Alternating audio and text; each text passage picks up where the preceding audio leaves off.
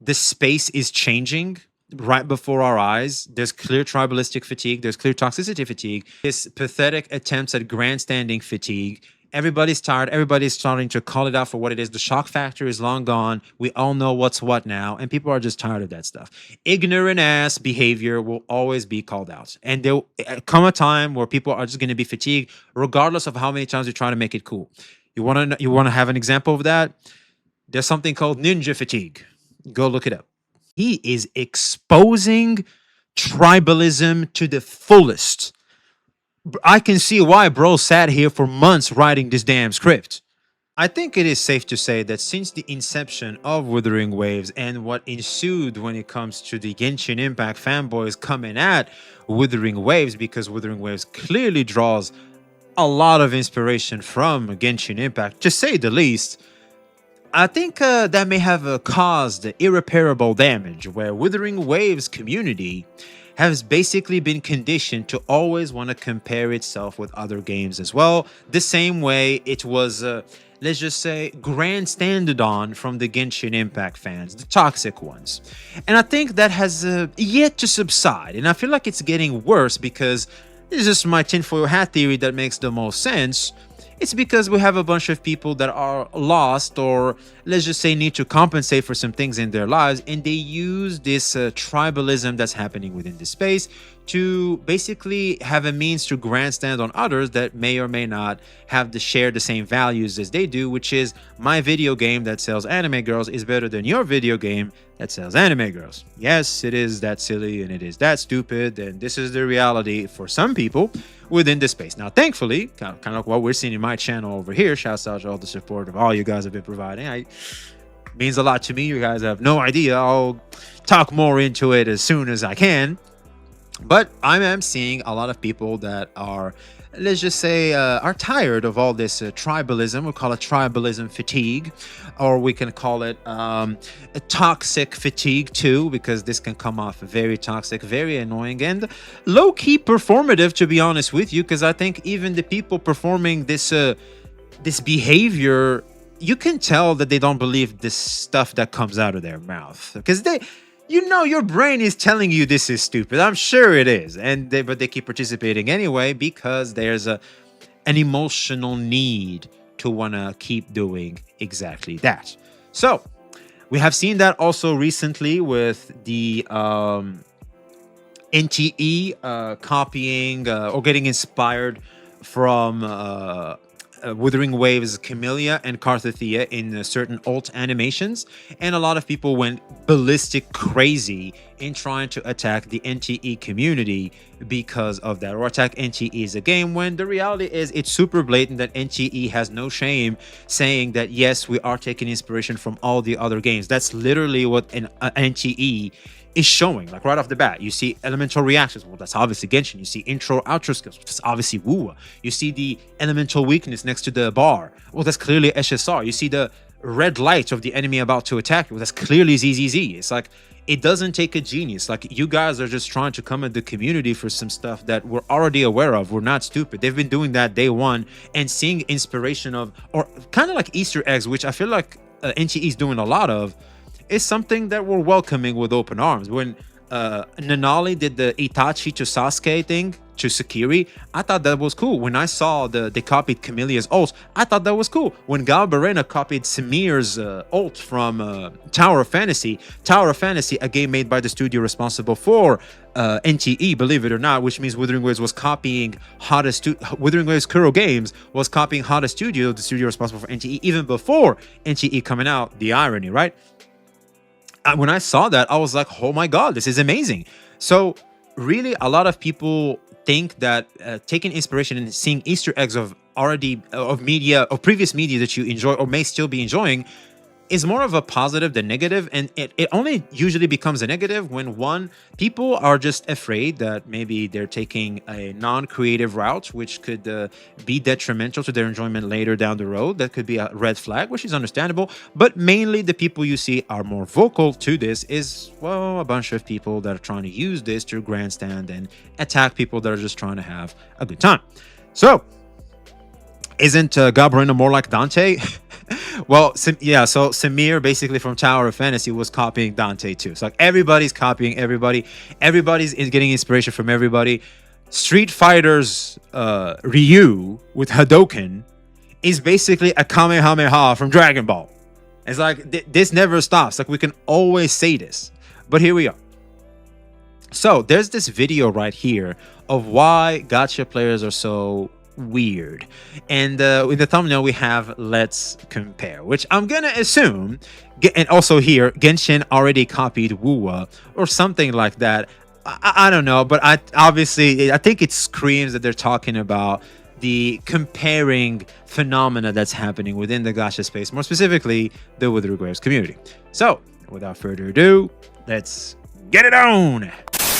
If you enjoy this type of content, make sure to like, comment, subscribe, and turn on the notification bell to not miss any updates. I guess I better go subscribe to VXV Gacha. If you're a Genshin player like me, you're probably... I swear to God, I thought it was going to be a girl talking. Because I saw this character here. I thought it was going to be a girl talking, bro. Bro has a deeper voice than the Abyss. aware of some of the popular games that exist in the gacha space. Genshin Impact, Honkai Star Rail, Wuthering Waves, and Zenless Zone Zero, for example. And apparently, since I started writing this script, even more big-budget anime gacha game slop has infested... Wait. He made this script before AKE's release. This was months ago. Gosh darn. So he cooked this for a long time, man. He said subscribe too. Yo, chat, like, comment, subscribe. We'd appreciate if you can support this man, Play Nep. He just pulled up. Show some love, man. And also we're seeing work that took months. So you know, bro did his own work. All right, I think we're gonna have some good stuff. This space too. These games dominate the gacha gaming market and popular discourse about gacha games, and you may very well play multiple of these games at the same time. Yeah, which I am. I'm playing NTE and Wuthering Waves. And I really want to add Honkai Star Rail to the roster, but it's proving a little tricky. And within that discourse, one of the most incessant behaviours players of these games engage in is to compare them with this narrative of superiority and arrogance. Not based aspects that actually matter, like the game part of the game, or the strength of the character designs, or the narrative pulling you along throughout the game, or the aura of the main character. What? Instead, they compare some of the most petty, insignificant, and quite frankly, ridiculous nonsense, like the... Whoa. I think that this is an important conversation here. I don't usually discuss these things, but summer skins can actually look like summer skins. Well, I guess there's a difference between the games. So, this girl, this is a skin? Because I'm not aware. Because I know this... Sitlali. Sitlali is like a waifu. Is this a skin of hers? Because it looks like her normal skin. I could be wrong, though. Yeah? Okay. Well, obviously one is clearly too daring and the other is not. And considering how the characters are, I think Lene fits the... I think it would look good considering how Lene is as a character. It fits that she would be very, very punky in her summer skin more than Sitlali, which is a little... You know, she's a hag. Well, that too. Nonsense, like the wishing animation, or whether or not you get a motorcycle in the game, yes, or if the game has a character sleeping on their side during a specific cutscene. Oh my god, notice how gacha games copy Wuwa and not Genshin. Oh wait, Genshin already copied Wuwa. I'm crying. Just stop. Oh my god. I kind of have to believe this one is satire, or... We don't care. It's like, yo, chat. Type 1 if you care. Type 2 if you do not give a flying damn. I'll be honest, I do not care. It's like, okay, cool. They're both sleeping in a branch. Okay, whatever. Am I having a good time? Yes. Okay, great. Or else I look like the idiot, don't I? They'll even compare their own comparisons. They will hyper-focus on and cherry-pick developer comments, assume that features in one game would be appropriate in another, cherry-pick irrelevant pieces of information and stretch logic beyond belief, just to further some contrived agenda that I'm sure I can't even conceive the reason behind. And I mean, these just get weirder and weirder the deeper you go. Like, here's a guy comparing whether or not the anime adaptations of a given gacha game are being made by a separate studio or through an in-house studio within the company. Like, who actually cares about this? To be clear, I think some amount of comparison between games is important when it comes to discussion. 100%. Freaking dude, I love this guy. I don't know who this is, but this guy is him. I mean, broadly speaking, understanding what a good game looks like is kind of necessary in order to recognize what a bad game looks like. And you can really only do that by comparing aspects of those games. Like, for example, I can recognize that a game like Fallout 4 has pretty good shooting mechanics, because I've played Fallout New Vegas, which I can compare it to, and as legendary a game as New Vegas is overall, it has bad shooting mechanics, and I can immediately compare these two games because they play relatively similarly and share a franchise and genre. With that said though, and it feels weird that I even need to clarify this, but the number of cynical corporate cash grab collabs in the game, the differences in the motorcycles between the games, the number of limited time events every month, these things don't really matter in the grand scheme of things when it comes to the most important question about a game. Is it fun? Gacha is changing. Gacha space, the gacha community is changing right before our eyes. It is happening. We need more people like him. We do. We need more people like him. Here we go. Freaking yes.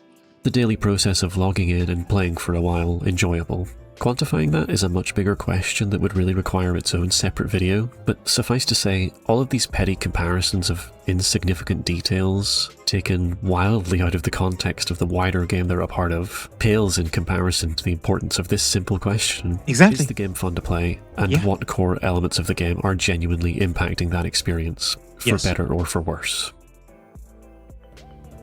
And for what reason are people even comparing like this in the first place? I mean, I don't even have context for what this post is supposed to mean. Like, this is so... This is photoshopped, right? The bottom picture is photoshopped. There's no way this is real.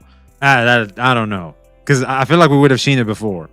Deep in the rabbit hole, and it's esoteric on so many levels as to be utterly meaningless to someone on the outside of this hyper-niche discourse. Like, what on earth is Bro trying to accomplish here?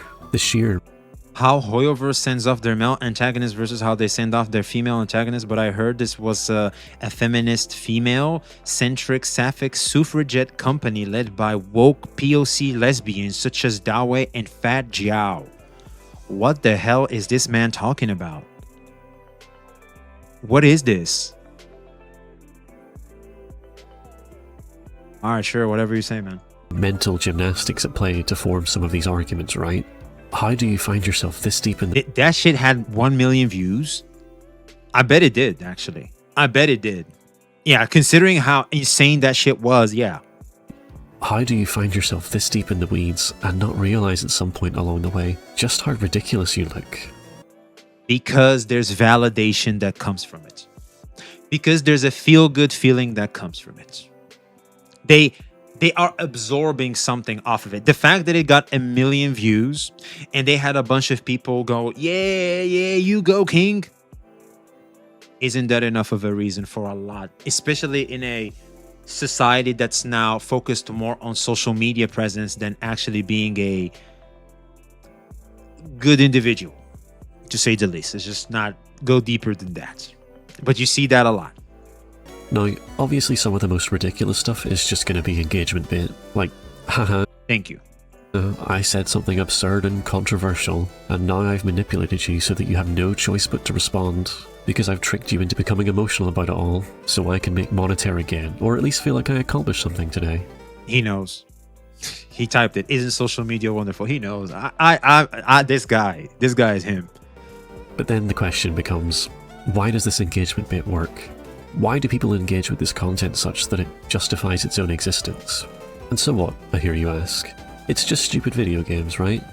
Making a big deal out of nothing, looking too deeply into this, bro, it's not that deep. Yeah, I've heard it all before. And you know what? The overwhelming majority of people who actually play these games, as opposed to arguing about them on Twitter, probably don't even notice this nonsense is taking place. But clearly, this is happening enough on a large enough scale that even if all these posts are just engagement bait, enough people are getting emotional about it and engaging with it that we can reasonably assume there is something more going on here that's worth looking into. I love how the number of quote retweets is 666.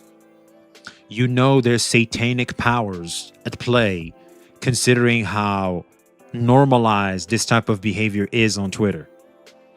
Gotta be. That's just the devil making you sane over there on Twitter. You must find the light of God. You must come back to the path of the righteous. What you doing over there with these quote retweets? Yeah, it's bad, man. It's bad. So, that's what I'm going to do. It's important to clarify up front that all of this ties into a wider phenomenon that is the rampant tribalism that exists between gacha game communities, and especially amongst content creators who... Oh, snap. Chat. who benefit from this tribalism. He's saying it. However, this subject is outside of the scope of this video, since I'm not really interested in criticizing people's behavior. Instead, the purpose of this video is to offer potential explanations as to why this behavior propagates. I think this video was made for me, chat. I'm so the target audience, it's not even funny. First, we need to establish what kind of game a gacha game is. Gacha games, as the genre title implies, revolve almost entirely around their gacha systems. It's games that sell anime girls. There, I gave you the TLDR, but he's gonna make it a little more complicated. Inspired by the gachapon machines that are popular in Japan. By the way, I heard these gachapon machines can give you like dirty underwear and stuff. Is that true? Like you get to get girls' dirty underwear. I heard that's a thing in Japan. Could be wrong though. The premise is simple. Put some money in the machine and you get a prize. The key element being that you yes, don't know oh my what god, you're going to get as your prize, and you have no practical way to guarantee that you get the thing you actually wanted. Gacha games, naturally, adapt this premise to video games, albeit usually with safeguards in place to guarantee you will eventually get the thing you wanted, in order to more effectively keep you engaged with the game long term. Yes. Because of course, these gacha systems are the main way these games are monetized, and losing players due to becoming demotivated is essentially a lost sale. And that's it, essentially. This is the core of what a gacha game. So that's a lot of text. So every day you log in is a chance you might spend. So developers set achievable goals to keep you coming back. Pity systems are a safety net, which makes getting what you want always seem in reach. Exactly, 100%. Game is. Everything else is built around. One woman's trash is another man's treasure, I guess. That's spot on, apparently. We're in this loop of gaining gacha currency to spend on the gacha and hoping you get the thing you wanted, usually in the form of a character to play as in the game. This cycle of gathering currency. And the reason why they make them characters is one, you can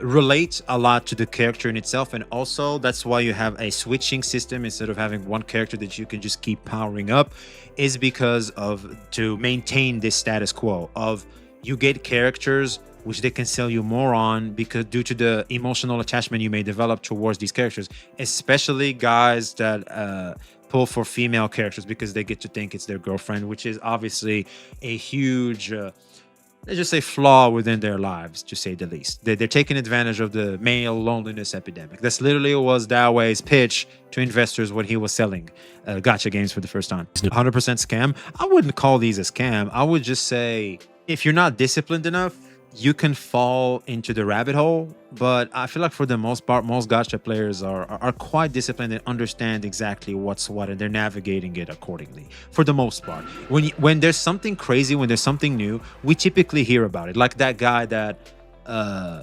used all their his and his girlfriend saving for their marriage to spend it on Farina. That stuff was so crazy, we all heard about it, but that's rare. I don't know who followed, but hey, thanks for the follow. Appreciate you.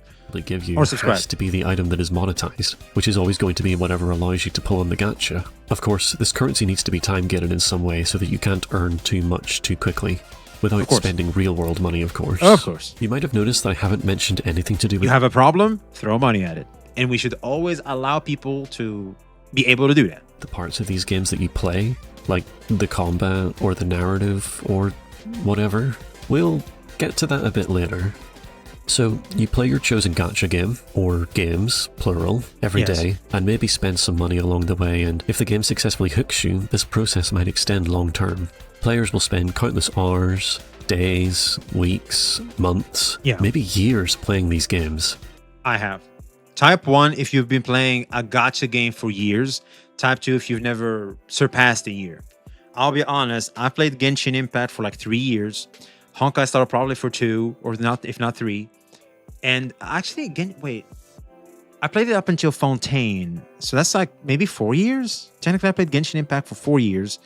Honkai Star also probably for 3 years. Because I played it around 3.0. Well, I think I stopped around the end of 2.5. And I've been playing Withering Waves since launch. That was 2024. So I've been playing it for at least 2 years. Yeah. We can easily find ourselves playing these games for years, boy. I mean, that is a huge time and potential know. money investment to put into one game. When you have a person that has spent that much of their life playing just this one game, they usually start needing to believe that that time and money spent was worth it. Yes. However, Sunk cost fallacy. Because you gotta, because when your pragmatic mind, your pragmatic side starts going, so what are we doing over here, boy?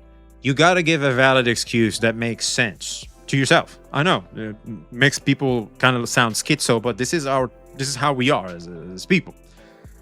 So when you look at that pragmatically, you gotta have good reasons as to why you still behave and participate in, well, the behavior you're doing. And it's through that sunk cost fallacy. It's like, well, I've done all this, and also it allows me to socialize, and allows me to do this and that. You're like, okay, fine. they choose to quantify that. This ties into a psychological phenomenon called sunk cost fallacy, where a course. So you quit Genshin after Wu was released? No, I quit Genshin around Honkai Star Rail 2.0 because I just noticed that when I was playing my gacha dailies, I was looking forward to playing Honkai Star Rail, but I wasn't looking forward to playing Genshin. It felt like a chore, and it felt like that for a long time. And especially what irritated the hell out of me was the weekly bosses materials. Their solution was you have to get dream solvents, and that's also RNG. And that pissed me off so much that they weren't fixing that beyond belief, that I was like, evil has won. I'm sticking to my 2D anime baddies in Honkai Star Rail, but not Genshin Impact anymore. And then Withering Waves came out, which was the final nail in the coffin. Though I'm not gonna lie, I do long for playing Genshin Impact again. If they were only to give me a skip button, like I don't mind it being mechanically lesser than Withering Waves. But if I were to have a skip button, because I'm really interested in the story, I feel like this is the big thing Genshin Impact sells you on. It's the story. I am invested. I want to see it through the end. But a skip button would be nice to, go through the pages of the story that they're selling you on, because for the most part there's a lot of filler going on. So yeah, that's basically my story of how I quit Genshin. Of action no longer makes any logical sense to continue pursuing, but because you fallacy, however they choose to quantify that. This ties into a psychological phenomenon called sunk cost fallacy, Of course. where a course of action no longer makes any logical sense to continue pursuing, but because Yes. you've spent all these resources. I love how this is where the bone is. You see it? But the dog missed it so hard. But I'm so deep already, I can't stop now. So you keep going down, but the bone was right here. It's like, you're just doing this for nothing, bro. It's like, you just come on up and try somewhere else. Pursuing it already, to abandon it would cause psychological distress, because it Yes. would mean those resources were wasted. So, even though it's illogical, you continue to pursue that course of action, usually while making up ad hoc reasons to justify why you're pursuing this illogical course of action, Yes. which is probably a large part of why we see this exact behaviour. Players constantly bicker between games, not because they want to convince each other to actually play their preferred game, or out of any particular love for their game, but to justify to themselves that they've made the right decision in their. This guy. Yes, 100%. Confirmation bias is a very, very present thing within this space. It is, we all know it. People come to videos, people go to threads, etc., just to see if they are having the popular opinion, if their opinion is something other people share too. I've spoken about this recently. I don't know if you guys have caught on to that, but this is very important to our development as individuals, because when you see that people share the same opinion as you, you're more secure and comfortable voicing your opinion, because you're like, well, I'm not crazy. I do think the same way a lot of people think, so I'm good, which is very important to how you're perceived socially. And whether we like it or not, it's important to us as a species of how we appear socially, because it's a survival mechanism. Choice of game for the sake of protecting themselves psychologically. This is probably one of the primary reasons that forms this culture of gacha tribalism, this us versus them mentality that leads people to this utter insanity of a never-ending and completely pointless conflict. Because it's simpler. People love to have enemies. It simplifies navigating life. Nuance is incredibly difficult for people. It is. It just is. Black or white is a lot more easier. Having this mindset of black or white makes life so much simpler. But unfortunately, that's just not how society, more specifically life, works. That we live in a gray world. There's good, there's bad. There's evil, just like there's altruism and stuff like that. There's all kinds of things. So obviously you cannot put life in one box, or in which extreme. It's obviously somewhere in the middle. And depending on who you ask, is going to have a different shade of gray. People don't want to do that. It's just too complicated for them. That's why a lot of people say life is complicated. They just like to simplify life for themselves by, well, making an enemy out of things that don't make sense to be enemies in the first place, but here we are. They have a need to believe that their time and money was well invested because they devoted so much of it to this one game. And let's face a harsh truth, gacha games as video games are really not that great. Like, I love Genshin, it's by far one of my favourite games, but I can't deny the reality that in the grand scheme of things, it's a 7 out of 10 game. Ooh, Genezad would be proud. Genezad would be I know Genezad looking at this going right now. This shit me something, man, it me something.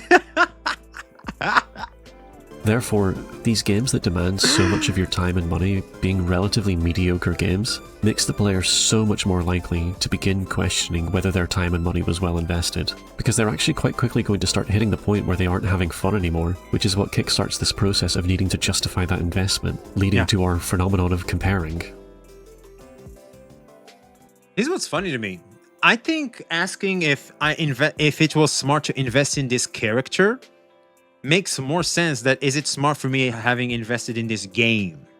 Because investing in a game means you've enjoyed it, and that is your perspective, and it's never wrong for you to invest in some things you enjoy, as long as they're not harmful, of course. So it's like, why do we need to have confirmation bias for that?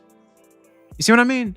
However, for characters and, like, you know, meta stuff, etc., like you want to make the best out of the effort you're pouring in, that makes more sense. You want performance out of the effort you do, so it makes sense. It's super weird. Did you put Eroi? Yes. How did it go? Yes, I did, and it was boring because I just had to get to pity and stuff. That's what it was. I hope it's very obvious that this is a very toxic relationship to have with the game, but if it isn't, let me explain. If you have a constant need to justify to yourself and to other people why you like something, the sad reality is that you probably don't actually like it very much. Ooh, he makes a decent point here. You should be able to appreciate and accept the thing for all of its flaws and virtues, rather than deflect them by directing other people's attention to a completely different thing. Having this healthy So it's goalpost shifting, right? Is that what that is? Shifting the goalpost? relationship with the game is so much more important when it comes to live service games, like gacha games, because again, you are expected to play these games every day for actual years of your life. Yes. It should also be clear this isn't a very positive form of fostering a sense of community amongst players. If the players don't even enjoy the game that they're playing, and are instead held hostage by their own sunk cost fallacy, where they're spending more time protecting their own psychological well-being, rather than trying to have an earnest. Wait, he says this guy gets it. Instead of celebrating the mass collab that's coming and will eat up all the others, we get busy comparing. The habit of tearing one down to lift up the other is just unnecessary, no? Amen, brother. Amen. But see, they need that to feel better about themselves. Because the psychological issues are far greater than it may seem. These people have social issues. They need to feel... They weren't popular in middle school or in high school. They've always felt this need of being better than others. You know, they have to put down others to climb up, kind of like what's been done to them. So they keep participating in the same problem, and here we are. And they do it in probably the most pathetic way possible, through anime games, that's anime girls that are synonymous to the mainstream that is Loserville. Yeah, they're doing loser shit in Loserville. Imagine that. Just interaction with other players, you are going to get a toxic fandom that despises each other and any related fandoms. Which I believe is exactly what we're seeing. We see these players say horrible things to each other, making personal attacks or baiting players of other games into an emotional response for the sake of engagement or content. And unfortunately, it works. Because everyone is constantly on edge, ready to jump at any outside information that might suggest they have wasted resources or time on their supposedly favourite game. It's extremely disheartening, and we see that it creates this toxic and hostile space. It hurts my heart a little bit when I have people from all sides trying to convince me that I'm wrong. Just Man, that does hurt, doesn't it, chat? This isn't complicated, but people don't want to face reality. Hoyo thought they could keep people blinded by Genshin for a lifetime, and they succeeded with a lot of people for many years. Give someone something better, make them understand the reality that they can live better, and they won't see with the same eyes the reality they were living. That's what happened with Genshin. I think if I can still enjoy Genshin, that would be a W. If I can enjoy both Genshin, NTE, and Wuthering Waves, I think my game time is better off with that rather than me not enjoying a Genshin Impact. That's what I think. Because here's the thing. Just because something is inherently better doesn't necessarily mean I have to limit myself to just that, because I can incorporate all of these into one gaming session. It's totally fine. It's totally fine. So, whilst, yes, some people like to play the best and only have the best, not everybody's like that. And it's totally fine for people to not be like that. That's it. People often make fun of FGO players for staying, but FGO well money funded the Fate/Strange Fake anime, the free Melty Blood type Lumina DLC, and all the new Fate anime post 2015. I don't have to shame anybody for anything that they enjoy and want to spend money on. Why would I shame you for having fun and spending money the way you want to spend it?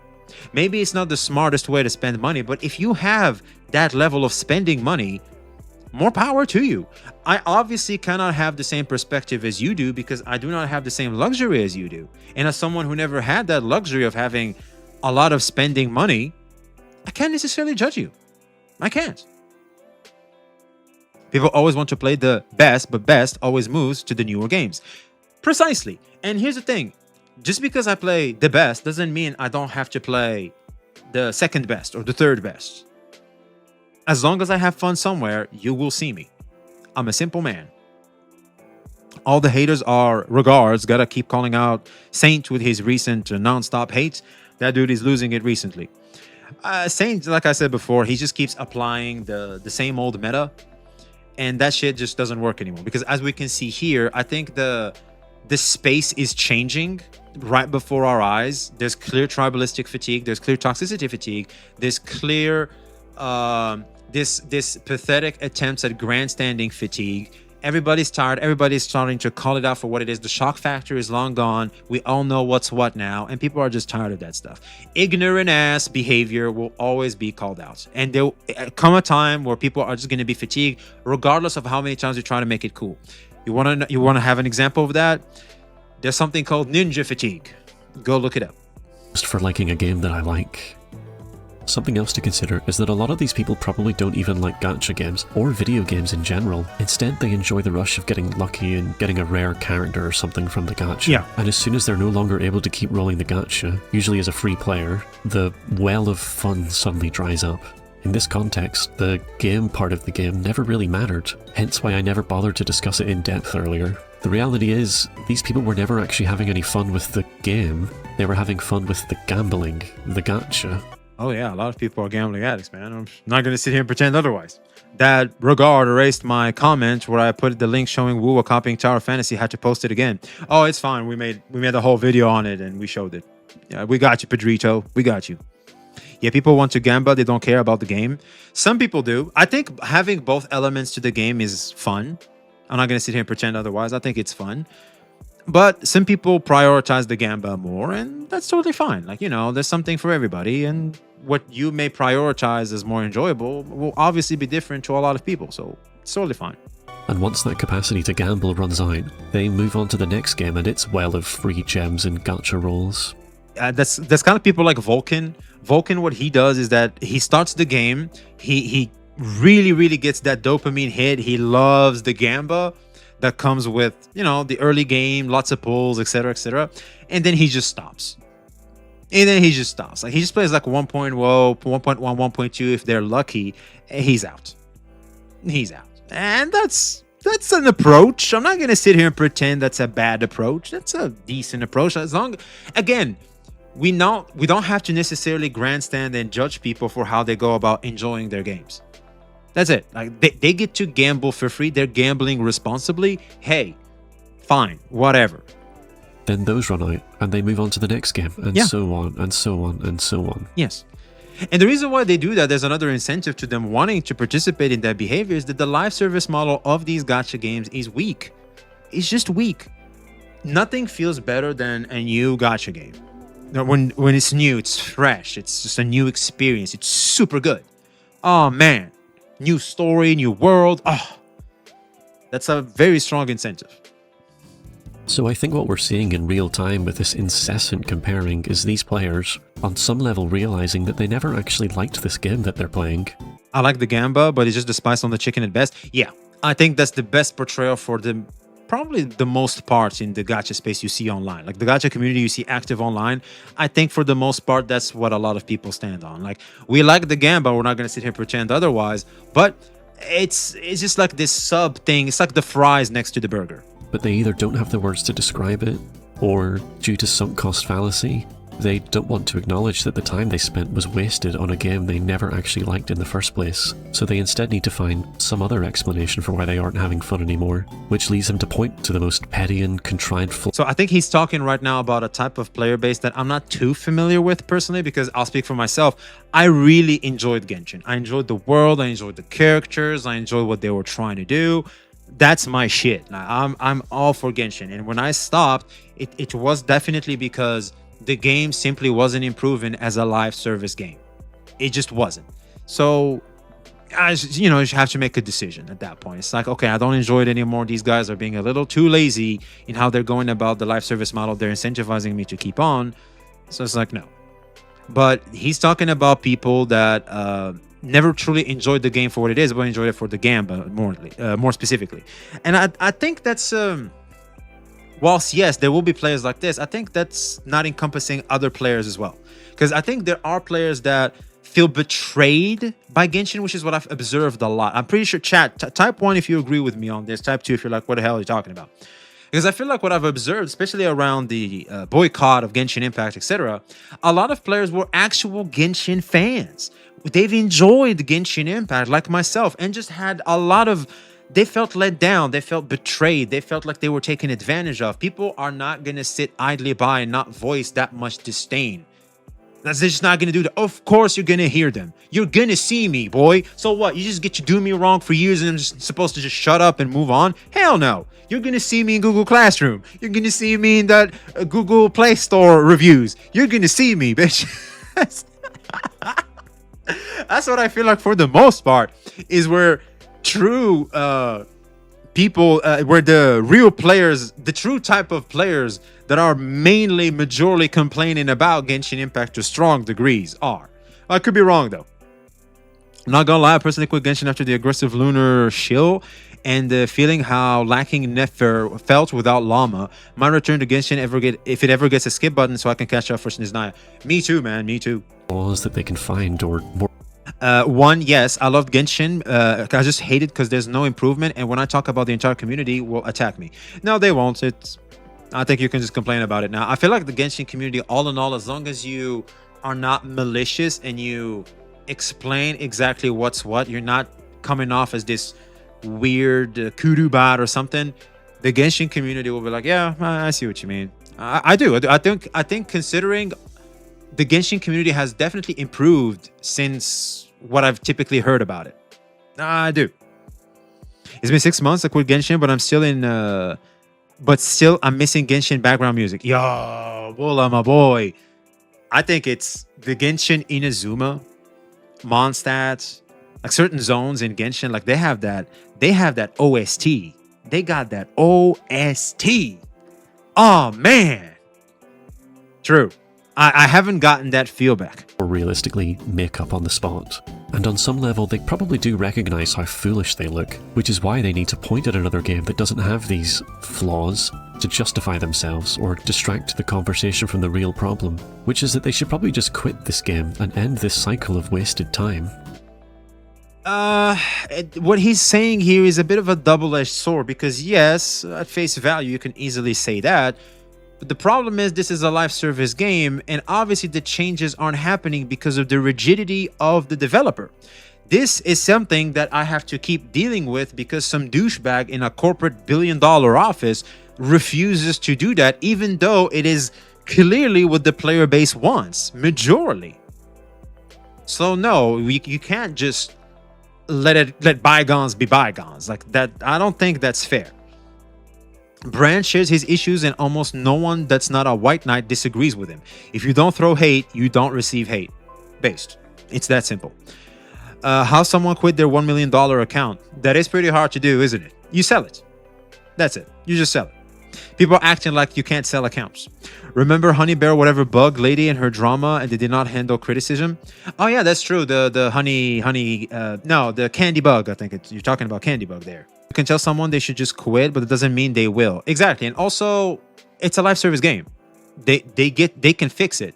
They just refuse to, and that's the problem. Isn't selling accounts against terms of service? I'm not sure, but I see people selling them, so I'm assuming it's not. I could be wrong though. If that is genuinely the only form of enjoyment that you get when you play these games, then please quit immediately for your own sake. Because in the long run, you will only psychologically harm yourself as you force yourself to play into the hands of a corporation's main intent of taking advantage of your desperation to feel enjoyment by... True. He's cooking right now. He's totally cooking right now. Because at some point, once you complain a lot and you realize you've been talking to the void, that was me. I recognized the rigidity of Genshin Impact. I just had to quit. That's it. Evil has won. I've known at that point that me quitting is for my well-being, because I just cannot enjoy it anymore. If someone else can enjoy it, more power to you. More power to you. You still have an ability that I wish I still had. I wish I could still enjoy Genshin Impact in its current state. I wish I could.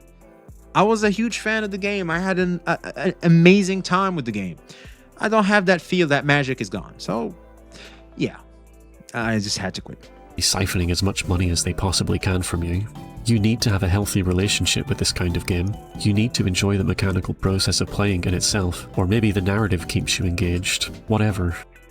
But they gotta catch you first. Technically, account sharing is... Oh, so I can't even share my account? Sharing an account is also against TOS? Oh yeah, that's gonna happen. Some rules are made to be broken. Fuck you, me, and I can't share my account. Y'all are crazy. On just gambling, or else your long-term play of a game like this, which is what these games are designed around, isn't going to work. Something else to consider is that this practice of comparing yourself ties into a wider psychological phenomenon that we see on social media in general. Comparing yourself to others that you see online is rampant in the modern day, and its effects on mental health and self-esteem are well documented. We often Something else to consider is that this practice of comparing yourself ties into a wider psychological phenomenon that we see on social media in general. Comparing yourself to others that you see online is rampant in the modern day, and its effects on mental health and self-esteem are well documented. We often see people become extremely passionate about their chosen gacha games for the reasons that we've already talked about, to the point that the game becomes a very real part of the person's identity. They develop a need to show off an idealized, dishonest version of the game to other people as a way to develop self-worth. For example, when Honkai Star Rail came out with that Fit collab, I saw hordes upon hordes of players overhype the game and act like this collab elevated the game to some new level of quality that it wasn't before. I saw these players indirectly express a need for their gacha game to be the best one, and they had cherry-picked this one very specific point in the game's history to paint the picture that it is. Since Fit is a very popular franchise... Oh my god, he's saying it, Chad. He's dropping it. I don't want to... You know, I just had to let something out because bro is cooking so well right now. It's not even funny. I told you, this video is... I'm the target audience. And will naturally generate clout as a point of prestige for the game. It's also self-defeating because it implies that Honkai Star Rail isn't even good for its own merits, and instead only because it's tangentially related to the Fate franchise, which is pretty funny self-sabotage, let's be fair. This is essentially the exact same behaviour you see when, I don't know, gymfluencers post photos of themselves post-workout when they've got a pump on to paint an idealised picture of their physique. Yes. It creates a temporary positive self-image for oneself while making other people envious of you. But in the long run, it's just harmful to the mental health of everyone involved, since this value isn't built on anything real. Gym goers will develop body dysmorphia, and gacha games always go through highs and lows of hype. Genshin, for example, always goes through a low in the latter half of a region's update, as we've seen the bombastic main Archon quests, the big hyped up characters, and we're going through a lull in content in the lead up to the next big version. And really, all the big gacha games go through this exact same cycle. It's to be expected, as from a developer point of view, less time and resources can be distributed to the game while they prepare the next big content drop in the background. But during these lows, no matter the game, I've noticed people start to feel that creeping feeling that they've wasted their time, and so they need to capitalise on the highs by cherry-picking them to compare to the lows of another game to prove to others, and more importantly to themselves, that their time was well spent. There it is. There it is. And most importantly, they get to feel that they are better than thou through that. That's the most important part. I get to feel that I made the right decision, you didn't make the right decision, therefore I'm better than you, therefore I feel better about myself, therefore maybe the shit I experienced in middle school and high school wasn't real. You know, I'm actually the shit. I'm actually the cool person, the cool guy in school. That's right. On some level, you need to detach yourself from the tangible rewards in these kinds of... My time is well spent in any gacha I play because I'm having fun. My time is spent, period, well enough when I have fun. Period. Like, damn. games, like Primo Gems or Gacha Rolls or characters, because you'll never truly be satisfied, as the game will always leave you wanting more, which leads to this X-relationship kind of relationship people develop with these games, where they talk about the game in spiteful terms. That's right. I like I said this before and I'll say it again. The closest analogy I can give to gacha games are like, street workers. Yeah, they act like they love you and care about you and everything, but they're after that cash, boy. And after you realize you were being taken advantage of, you're not gonna start talking about them like a disgruntled ex, and that stuff don't do too well for your aura, because you lose so much aura when you're in that state. It's not even funny. You can fix all of this by touching grass. You get rid of anger and hatred, etc. It takes a long time that a lot of people are not willing to do. Yeah, and a lot of people think that that's them taking an L, and it creates a lot of people will be rigid towards your suggestion there, which is the solution, but some people are not okay with it as a solution because it disregards this built-up strong emotion they have. I'm saving for a year to pull the anniversary character in FGO. Watch people be gambling and extras. Exactly. Always looking for a reason to express not everybody their disciplined, story man. towards the game, no matter how far they need to stretch logic to contrive a reason for their distaste. You need to find a happy middle ground with the game developers' deliberate stinginess, especially as a... Oh my god, dude, this guy. Exactly. You gotta find that middle ground. You gotta find a place where... Yo, Lynn, for another 21-month sub. Oh my god, thank you very, very much. This comes in clutch. Thank you, especially nowadays. Thank you very much. You gotta find a formula in which you can find a middle ground that's healthy, considering once you recognize exactly how the game goes about treating you, you gotta find a middle ground where, okay, I understand what it is. This is obviously not good. Is there a workaround where I can still have fun despite me seeing through the illusion? If the answer is yes, you apply that and you keep playing, because it's still, you can still get to have fun for free. I mean, snap. If they're giving away the milk for free, I mean, shit. But if you can't find anything, you just drop it like a hot potato and you just move on. I think that's just the best way to go about it. FGO forces players to hoard SQ since they give so little and it's so pricey. Exactly. You just gotta make sure you do make the right decision. No gacha is perfect, and that's something people need to accept. They're games we play for a long time because not everyone can afford to pay 50 to 70 euros for the new game each time. Exactly. It's like right now, there's Dragon Sword Awakening that's like 30 bucks. that's a decision. Like I really want to play the game, but it's still $30, bit of a buy. Wisdom Andy became a member in the channel. Thank you very much. Snap. I rarely have YouTube members, man. Thank you so much. That means a lot. Thank you. Free player, where you genuinely enjoy the process. A real diamond in the rough. Such that you can tolerate sometimes not being able to get the character you wanted. To go on a I'll be honest, one of the mistakes I've made in Wuthering Waves is getting every character. Like we just gotta skip. Like skipping is so healthy as a free-to-play, you don't understand. Like you just don't understand. Like right now, I gotta skip Chin Chow for my own mental health. I was just looking at that stuff like, God damn, I gotta skip this. That's it. I got to. It's tough. You just gotta get what you need for your favorite characters. I'll be honest, that's used to be me in Genshin Impact, and I used to have a lot more fun. In Genshin Impact, low-key, I used to skip more than I would pull, to be honest. And I think I might have to start applying the same thing in WoWa. It's just that WoWa, for crying out loud, most of the character looks so good. They look so good. God damn it. And that's what makes it so annoying. Now, for example, if the dude character is a DPS, I might just skip him. But I think he's going to be a support. So because of how they are also as a... What's it called?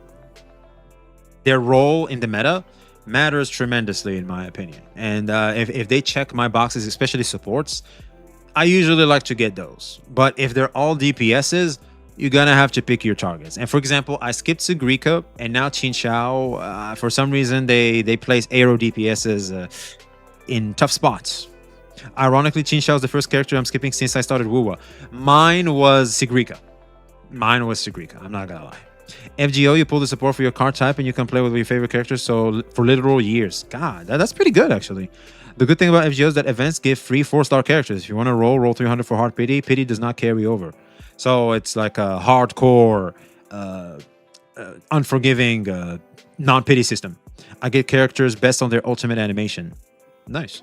relevant tangent. I used to play MMORPGs, and I saw these exact same kinds of behaviors in that space as well. And this makes sense, since both gacha and MMORPG games demand similar amounts of time and money from the player. Sunk cost fallacy is strong in those games. To continue playing with a reasonably enjoyable experience. I can't even count the sheer number of times I would see players compare every single MMO to World of Warcraft, constantly nitpicking small, insignificant elements out of a need to one-up the titan of the genre. It sounds familiar, right? Yep. There's this illusion of value for the time spent on these kinds of games which you don't want to lose when compared to non-live service games. Your limited lifespan that you get to exist for on this earth, essentially the most valuable thing that any human being can conceive of, starts to enter the equation when justifying to oneself whether or not their time was well spent on a game. That's how long you're expected to play these games for, and with this context, it makes sense why people can be so passionate, so persistent about comparing each other's games for the sake of protecting themselves psychologically from... It's like having a boyfriend or a girlfriend. A lot of people make these excuses just to excuse the fact that they've invested years of their lives in one person that they haven't realized they're just toxic and bad. You see this a lot. We all know someone who, or you were it, that gave excuses to obvious toxic behavior because they just cannot admit that they made a mistake in investing this much in this person. Or a job. Sometimes you see it in jobs too. They pour their heart and souls out and they just don't realize that the company is just bad. Like you're investing it in the wrong company. You should probably change jobs and find a company that's gonna value the amount of effort you're doing towards them. Sunk cost fallacy is a strong drug. It is. The distress of recognizing that they don't actually like this game they spent all this time and money on. Well, so, the bad thing is maybe we initially enjoy it, but then it changes. It makes decisions that are just not it. And we find ourselves in this position where it's like, it's kind of like why I gave the relationship example, because I feel like it portrays the best analogy for what the type of experience we're having is this rainbow phase. There's, love, lust, whatever you want to have it. There's like, excitement that comes with finding something new that you really, really like and you really want. But then time starts doing its thing. That perfect image starts to wash away, and you get to see things for what they really are. And as soon as you see them for what they really are, well, they're not as beautiful as you've come to know them, and you get to wake up from the illusion. And once that happens, a lot of people like to, kind of like what he said, they realize the sunk cost fallacy and how much time and effort, especially emotion, they've invested in it. And people are not going to be too happy about that, because it felt like it was a waste. And people don't like to feel like they've wasted, especially their time and emotion, especially when they develop this amount of strong emotion and somewhat of a need and desire of fulfillment through this thing they found in their life, because they get to feel validated, they get to feel good, they get to feel loved, they get to feel appreciated, whatever the form it is, through this one thing. And that's going to be taken away from them as well, therefore leaving somewhat of a void within themselves as a person, which can be tricky. Can obviously be surmounted by being enough. You are enough, and being enough with oneself goes a long way to shielding yourself from future whatever form of relationship you get, disappointment that may come with them. It shields you and makes sure you remain as strong as possible and not let the recoil damage from getting disappointed by the thing you're going to have a relationship with to come get you. So I think that's the best analogy. I hope that makes some sense. Well, as we've already established, there is this element of protecting one's ego when it comes to this. The time and money invested and the need to find or create value for it starts to become a very real part of the person and their identity. To be told this game you like is bad, or that you wasted time on it, starts to become a real personal attack. If I tell you that this gacha game you've sunk hundreds, thousands of hours into is bad, you might take it as me telling you that you've wasted your life. So of course you're going to react defensively. And the ironic thing is, in spite of all this effort people like this expend to prop up their preferred game by comparing to another, the end result is that they just make their game look bad. I think the best defense to this argument is, I like it. I just like it. I don't know if you guys know that South Park episode with Stan and the wristbands. There was like this episode of wristbands. Everybody starts wearing these wristbands, and then something, it turns out it's about something bad. Everybody takes it off, except for one person, Stan. And when people notice that he's still wearing it, they're like, why are you wearing it? It means this, it means that. He's like, I don't know. I like it. I just like it. I think that's the best rebuttal to anybody coming at you for something you enjoy. It's like, I just like it. It's like, what do you want me to say? By cherry-picking hyper-specific aspects of games to compare to, you remove them from the wider context. Because the thing is, and what I loved about that episode is a lot of people tie themselves as a person towards the things they wear or they enjoy, whatever. They tie their own person to it, and that's when it starts to become problematic, which he also said in the video. Shouts out to him again. Which in turn makes the game seem so small in scope. Like, I saw someone trying to say Wuthering Waves is good because of this one small section in like one quest, where you just fly through an automated section without needing to press any buttons at all. It's essentially just a glorified cutscene, and this guy is like, yeah, this game is so much better than Genshin, and he thinks that's some epic own, but I'm just here like... Exactly. He thinks it's an epic own, and that's the problem. You can say that, that's fine, but it's like, you're trying to grandstand with that argument. It's so stupid, it's so pathetic, it's this beta ass, just, you're such a cuck, I like watching my girlfriend while I'm on the side of the room, Jesus. Okay, so is Wuthering Waves just flying through automated sections and not pressing any buttons and not even playing the game the whole time? Wow, great game. Or when the tried and true argument about how generous the developers are with gacha rolls or free characters or whatever comes up, you've completely removed the game from the game part of the game. Like, the gameplay, the story. Exactly. You know, the real reasons we play these games. Side note, developers don't give you free stuff out of some sense of charity or magnanimity. It's all a cynical, calculated decision to keep you engaged with the game. Exactly. Like, you failed to convince me that this game you're glazing actually has value. But as we've established, that was never really the point, was it? Convincing me to play Wuthering Waves was never the goal. Exactly. And at the end of the day, it's... Like I said, I said this before and I'll say it again. These fans are not real fans. They're just using this as a medium to try to grandstand and get their way, and so they can get their hit of validation for the day. That's what they're on about. They're not these lovers of the game. They're not. just a grift. Like I said, I don't think this That's a person's good way to goal put is it. to even convince you Wuthering Waves is a game worth playing. It's to convince people who already play WoWA that they made the right decision in their choice of gacha game. Exactly. It's this manipulative cult-like behavior where everyone is trying to reaffirm each other in this echo chamber. He is exposing tribalism to the fullest. I can see why bro sat here for months writing this damn script. Jesus.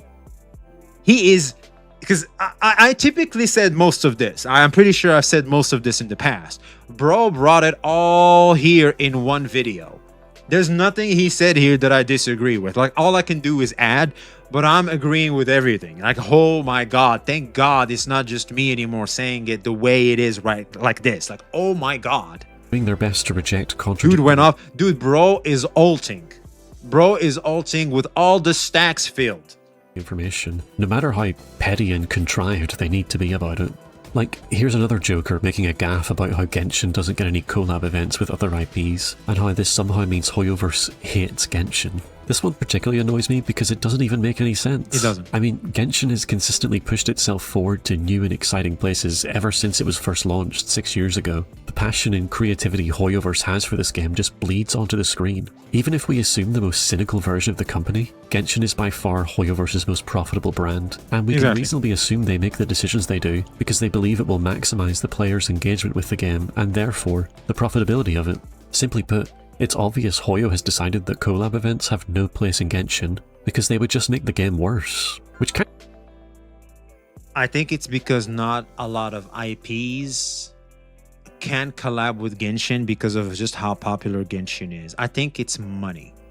That's just what I think. I could be wrong, could be way off base, but I don't think I am.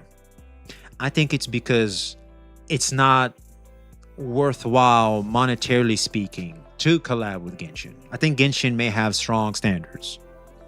of checks out with how terrible that Honkai Star Rail Fate event was, doesn't it? Yeah. But sure, Genshin hasn't done much in the way of soulless corporate marketing tactics like collaborating with another IP. You know, the most bottom-of-the-barrel approach to begging people to come check out your game. Hey, you recognize Fate, right? Fate is a thing people know about. Come check out Honkai Star Rail. It has Fate in it. What about the Star Rail part of Star Rail, though? Who cares? We have Fate. Like, you see what I'm saying, right? Yeah. It doesn't make any sense.